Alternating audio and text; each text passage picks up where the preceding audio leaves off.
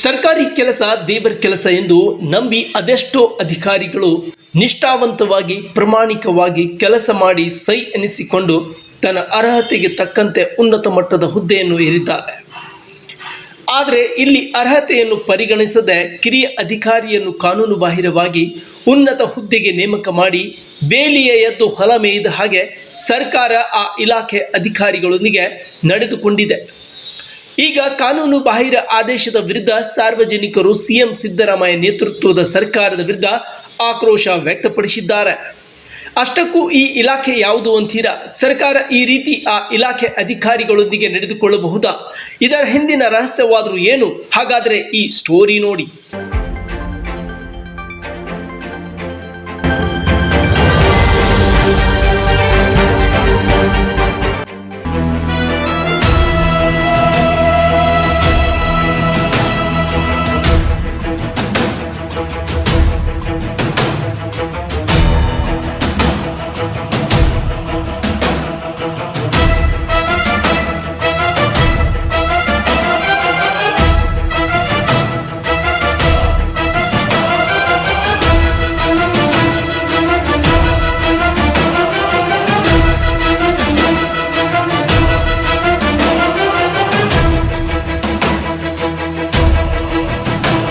ಹೌದು, ಸರ್ಕಾರ ಅಂದರೆ ಕೆಲವು ನಿಯಮಾವಳಿಗಳನ್ನು ಜಾರಿಗೆ ತಂದು ಅದನ್ನು ಪಾಲನೆ ಮಾಡತಕ್ಕದು. ಅಷ್ಟೇ ಏಕೆ ಅದನ್ನು ಪಾಲಿಸುವಂತೆ ಸೂಚಿಸುವುದು. ಆದರೆ ಸರ್ಕಾರವೇ ನಿಯಮಗಳನ್ನು ಉಲ್ಲಂಘಿಸಿ ಈಗ ಆ ಇಲಾಖೆ ಹಿರಿಯ ಅಧಿಕಾರಿಗಳೊಂದಿಗೆ ಮಲತಾಯಿ ಧೋರಣೆ ತೋರಿದೆ. ರಾಜ್ಯ ಸರ್ಕಾರದ ಅಲ್ಪಸಂಖ್ಯಾತ ಇಲಾಖೆಯಲ್ಲಿ ನಿಯಮಾವಳಿಗಳನ್ನು ಗಾಳಿಗೆ ತೂರಿ ಈಗ ಭಾರೀ ಗೋಲ್ಮಾಲ್ ನಡೆದಿದೆ. ಅಲ್ಪಸಂಖ್ಯಾತರ ಕಲ್ಯಾಣ ಇಲಾಖೆ ನಿರ್ದೇಶನಾಲಯದಲ್ಲಿ ಖಾಲಿ ಇರುವ ಜಂಟಿ ನಿರ್ದೇಶಕರ ಹುದ್ದೆಗೆ ಕಲಬುರಗಿ ಜಿಲ್ಲೆಯ ಅಲ್ಪಸಂಖ್ಯಾತರ ಕಲ್ಯಾಣ ಇಲಾಖೆ ಗ್ರೇಡ್ 1 ಅಧಿಕಾರಿ ಮೆಹಮೂದ್ ಇವರನ್ನು ಜಂಟಿ ನಿರ್ದೇಶಕರ ಹುದ್ದೆಗೆ ನಿಯೋಜನೆ ಮಾಡಿರುವುದು ಸಾರ್ವಜನಿಕರ ವಲಯದಲ್ಲಿ ಕುತೂಹಲ ಕೆರಳಿಸಿದೆ.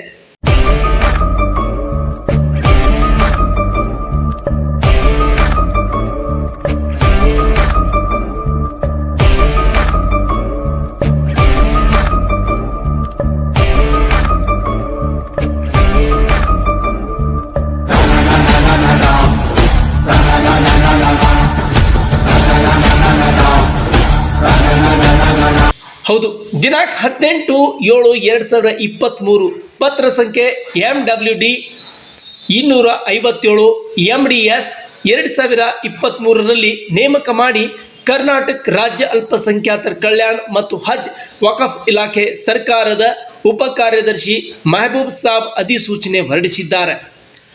ಸ್ವಂತ ವೇತನ ಶ್ರೇಣಿ ಮೇಲೆ ಜಂಟಿ ನಿರ್ದೇಶಕರ ಹುದ್ದೆಗೆ ಮೆಹಮೂದ್ ನಿಯೋಜಿಸಿ ಆದೇಶಿಸಲಾಗಿದೆ.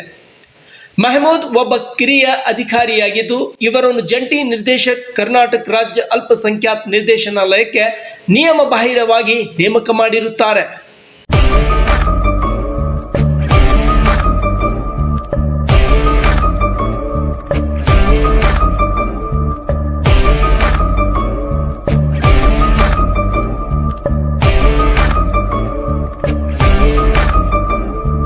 ಸದರಿ ಕಿರಿಯ ಅಧಿಕಾರಿಯನ್ನು ಜಂಟಿ ನಿರ್ದೇಶಕರ ಸ್ಥಾನಕ್ಕೆ ನೇಮಕ ಮಾಡಲು ನಿಯಮಗಳಲ್ಲಿ ಅವಕಾಶ ಇರುವುದಿಲ್ಲ.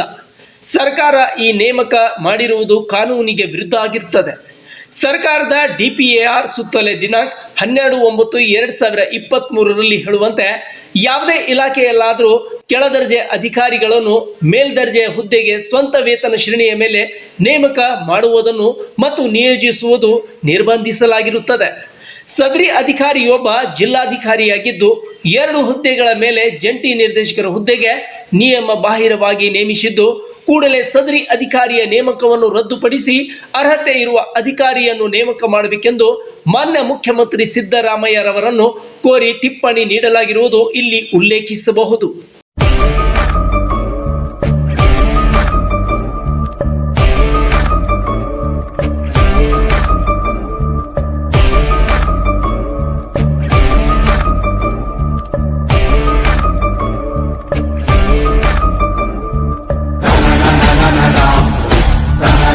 ಸರ್ಕಾರ ಸರ್ಕಾರದ ನಿಯಮ ಮತ್ತು ಸಿಬ್ಬಂದಿ ಮತ್ತು ಆಡಳಿತ ಸುಧಾರಣೆ ಇಲಾಖೆ ನಿರ್ದೇಶನ ಮತ್ತು ಸುತ್ತೋಲೆ ಪ್ರಕಾರ ಈ ನೇಮಕ ಕಾನೂನಿಗೆ ವಿರುದ್ಧ ಆಗಿರುತ್ತದೆ ಎಂದು ಸ್ಪಷ್ಟವಾಗಿ ಗೋಚರಿಸುತ್ತದೆ. ಹೀಗಿರುವಾಗ ಮುಖ್ಯಮಂತ್ರಿಗಳ ಕಚೇರಿ ಯಾಕೆ ಈ ಅಧಿಕಾರಿಯನ್ನು ಇನ್ನೂ ಮುಂದುವರಿಸಿದೆ ಗೊತ್ತಿಲ್ಲ.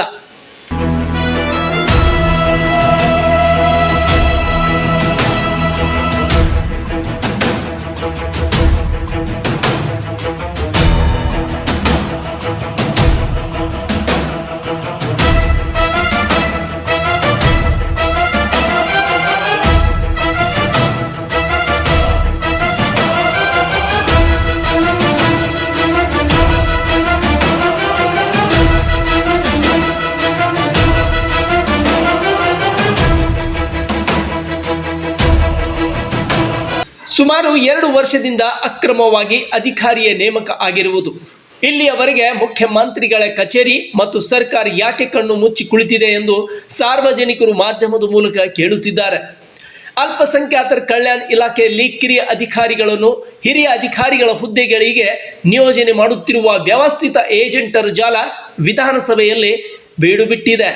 ಸರ್ಕಾರ ಇಂತಹ ಏಜೆಂಟರನ್ನು ತಕ್ಷಣ ಬಂಧಿಸಿ ಕ್ರಮ ಕೈಗೊಳ್ಳದಿದ್ದರೆ ಮುಂದೊಂದು ದಿನ ರಾಜ್ಯ ಸರ್ಕಾರದ ಮೇಲೆ ಕಪ್ಪು ಚುಕ್ಕೆ ಆಗಿ ಪರಿಣಮಿಸಿದರೆ ಆಶ್ಚರ್ಯ ಏನಿಲ್ಲ. ಇಷ್ಟೆಲ್ಲ ಆರೋಪಗಳು ಕೇಳಿ ಬರುತ್ತಿದ್ದರೂ ಸಿದ್ದರಾಮಯ್ಯ ಸರ್ಕಾರ ಮೌನವಾಗಿರುವ ಹಿಂದಿನ ರಹಸ್ಯವಾದರೂ ಏನು? ಈ ರೀತಿ ಕರ್ನಾಟಕ ರಾಜ್ಯ ಅಲ್ಪಸಂಖ್ಯಾತರ ಕಲ್ಯಾಣ ಇಲಾಖೆ ಕರ್ಮಕಾಂಡ ಸಾರ್ವಜನಿಕವಾಗಿ ಚರ್ಚೆ ವಿಷಯ ಆಗುತ್ತಿದ್ದು, ಈ ಕುರಿತು ಕರ್ನಾಟಕ ರಾಜ್ಯ ಅಲ್ಪಸಂಖ್ಯಾತರ ಅಭಿವೃದ್ಧಿ ಹೋರಾಟ ಸಮಿತಿ ಮುಂಬರುವ ದಿನಮಾನಗಳಲ್ಲಿ ಹೋರಾಟ ನಡೆಸುವುದರೊಂದಿಗೆ ಇಂಥ ಅಕ್ರಮ ನಿಯೋಜನೆ ಮಾಡುತ್ತಿರುವ ಸರ್ಕಾರದ ಧೋರಣೆ ಖಂಡಿಸಿ ಹೋರಾಟ ಆರಂಭಿಸಲಿದೆ. ಕಾದು ನೋಡೋಣ. ಇಂತಹ ಕಾನೂನಿಗೆ ವಿರುದ್ಧವಾಗಿ ಸರ್ಕಾರದ ನೀತಿ ನಿಯಮಗಳನ್ನು ಗಾಳಿಗೆ ತೂರಿ ಕೆಳಹಂತದ ಕಿರಿಯ ಅಧಿಕಾರಿಗಳನ್ನು ಇಲಾಖೆ ಜಂಟಿ ನಿರ್ದೇಶಕ ಉನ್ನತ ಹುದ್ದೆ ನೀಡಿ ಕೂಡಿಸಿರುವುದ್ಯಾಕೆ? ಅಲ್ಪಸಂಖ್ಯಾತರ ಕಲ್ಯಾಣ ಇಲಾಖೆಯಲ್ಲಿ ಅರ್ಹತೆ ಇರುವ ಮೇಲ್ದರ್ಜೆಯ ಅಧಿಕಾರಿಗಳು ಇಲ್ಲವೇ? ಇದ್ದರೆ ಈ ಹುದ್ದೆಯನ್ನು ಹಿರಿಯ ಅಧಿಕಾರಿಗಳಿಗೆ ಯಾಕೆ ನೀಡಿಲ್ಲ? ಈ ವಿಷಯ ಕುರಿತು ಮುಖ್ಯಮಂತ್ರಿಗಳಾದ ಸಿದ್ದರಾಮಯ್ಯ ಅವರು ವಿಶೇಷ ಗಮನ ಹರಿಸಿ ಕ್ರಮ ಕೈಗೊಳ್ಳುವವರೆಗೆ ಕಾದು ನೋಡಬೇಕಾಗಿದೆ.